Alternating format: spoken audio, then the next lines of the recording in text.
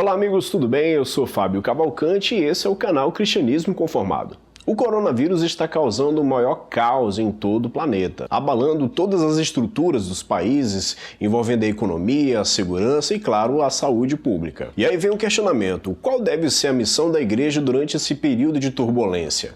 Fechar as portas?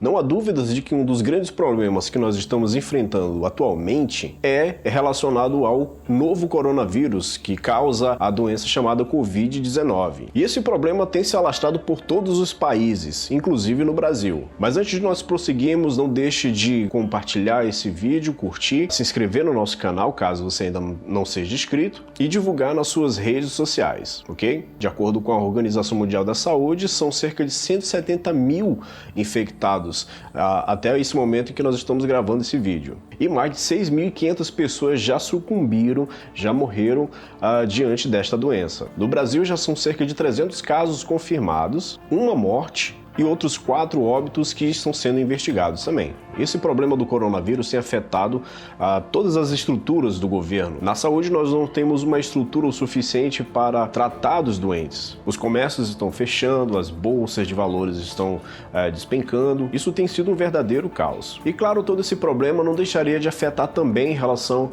aos costumes, às práticas, à socialização das pessoas. Cinemas, bares, restaurantes, shoppings, comércios em geral, locais de grande aglomeração de pessoas estão fechando as portas justamente para evitar esse contágio.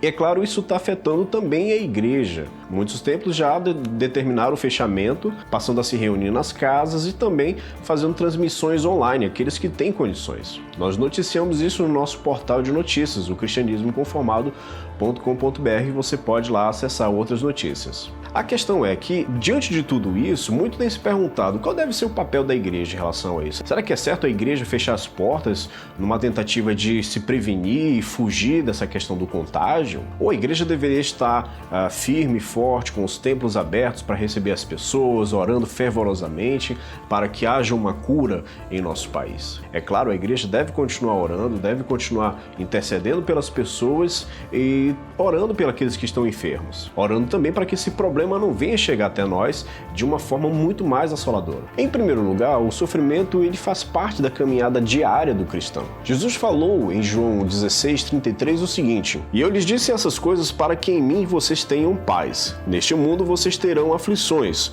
contudo tenham bom ânimo, eu venci o mundo." Então nós compreendemos que os problemas que nós enfrentamos todos os dias, eles fazem parte da nossa caminhada, do nosso dia a dia, da nossa jornada neste mundo. Cristo nos alertou que nós teríamos problemas a enfrentar e esses problemas também envolvem questões de doença. Imagine todas as outras epidemias que aconteceram no mundo, a peste negra, a peste bubônica, H1N1, tantas outras que vitimaram muitas pessoas, inclusive muitos cristãos. Se você for pesquisar, você vai verificar que muitos países da Ásia, da África, que passaram por esse tipo de epidemia, havia muitos cristãos também lá no meio. E a igreja não cessava de orar. E diante de tudo isso, a cura veio através dos cientistas, através das pesquisas que eram feitas. Não podemos negar que isso foi uma resposta às orações dos nossos irmãos, das igrejas que estavam intercedendo naquelas ocasiões. E tanto é que essa questão das doenças, elas fazem parte do contexto do cristianismo, que Tiago também na sua epístola ele falou: "Entre vocês há alguém que está sofrendo? Que ele ore.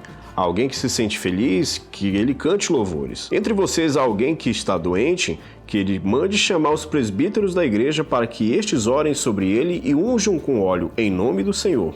A oração feita com fé curará o doente, e o Senhor o levantará. E se houver cometido pecados, ele será perdoado."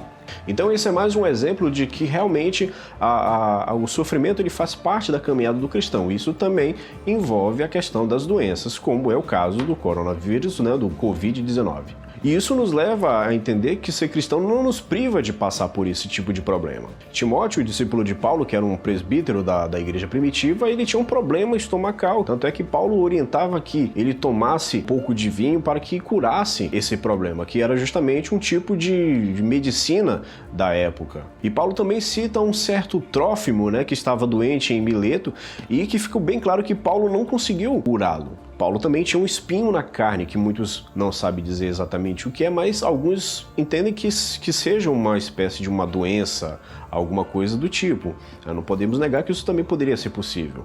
Então o fato de nós sermos cristãos não vai nos isentar de nós passarmos por doenças ou algum tipo de problema. No entanto, a Bíblia nos manda ser prudentes quanto aos problemas, quanto às situações que nós vivemos. Se nós tivermos que agir antes que o problema aconteça, então é assim que nós devemos agir. Um grande exemplo disso que nós podemos ver na Bíblia é o caso de Noé. Deus anunciou que traria um dilúvio sobre a humanidade e aí ordenou que Noé construísse uma arca para que ele e sua família escapassem desse grande dilúvio que destruiu a todo o mundo da época. Um outro grande exemplo é o de José, quando se tornou governador do Egito, que, sob a direção de Deus, reuniu muitos mantimentos em celeiros muito grandes no Egito para que o povo pudesse suportar a grande fome que viria no futuro. Então esses e outros exemplos que a gente vê na Bíblia é que Deus prepara o homem, prepara o seu povo para as adversidades. Então nós podemos entender que o que nós estamos vivendo na atualidade também é uma preparação para as adversidades que virão. Nós não sabemos quando esse problema vai acabar. O interessante é que nós possamos agir para que nós não sejamos também vítimas desse problema. Então fica esse questionamento, mas a igreja, por que ela não fica com as portas abertas? Por que não reúne da mesma forma? Nós temos que entender o seguinte, não é exatamente num templo fechado em que a igreja pode cultuar a Deus. E eu falando isso, eu não quero dar munição para os desigrejados, que defendem que o templo, não sei o que, tal, aquela coisa toda.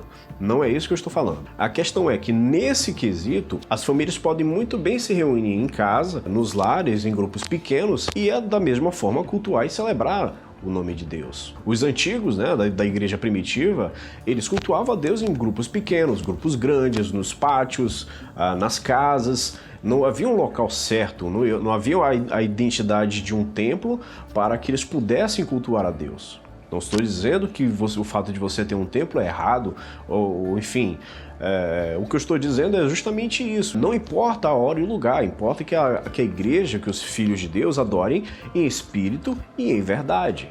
Então é uma grande oportunidade para as famílias, principalmente, a adotarem esse padrão de culto nos lares, aquelas que não têm esse costume. Então, os pais, como cabeças de suas famílias, ou aqueles que não têm pais, mas é a mãe que chefia a família, avós, tios, enfim, aqueles que têm autonomia sobre a sua casa, que possam fazer da sua família, do seu lar, uma igreja, e assim cultuar a Deus todos juntos em comunhão. Aqueles que não têm famílias cristãs, que não têm familiares cristãos, podem se juntar com alguns desses e também celebrar o nome de Deus nesse período de turbulência. Então eu acredito que pequenos grupos possam ser uma ótima alternativa. Importa que a igreja continue adorando a Deus, mesmo nesse período de isolamento social, que é diferente de quarentena, certo? E para finalizar este vídeo, eu gostaria de dizer o seguinte, não há motivo para pânico. Voltando ao texto que eu utilizei no início, no mundo teremos aflições, mas tem de bom ânimo, ou seja,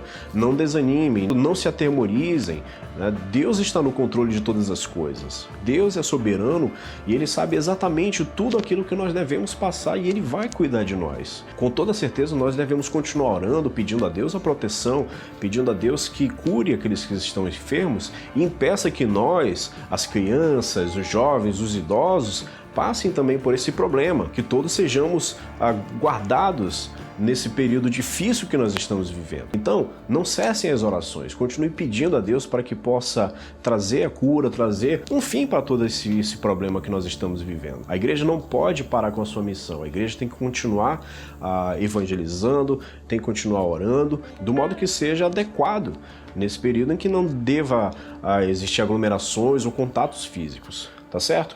Então, gente, é isso que eu queria trazer para vocês rapidamente. Peço a Deus que possa nos livrar desse problema, esse tal de coronavírus, que possa ser extinto, como todas as outras doenças que já passaram pelo mundo. E peço a Deus que possa também cuidar de você, da sua família. Não deixe de curtir esse vídeo, não deixe de compartilhar, não deixe de se inscrever. E acesse também o nosso portal de notícias, cristianismoinconformado.com.br. Deus abençoe a todos e até a próxima.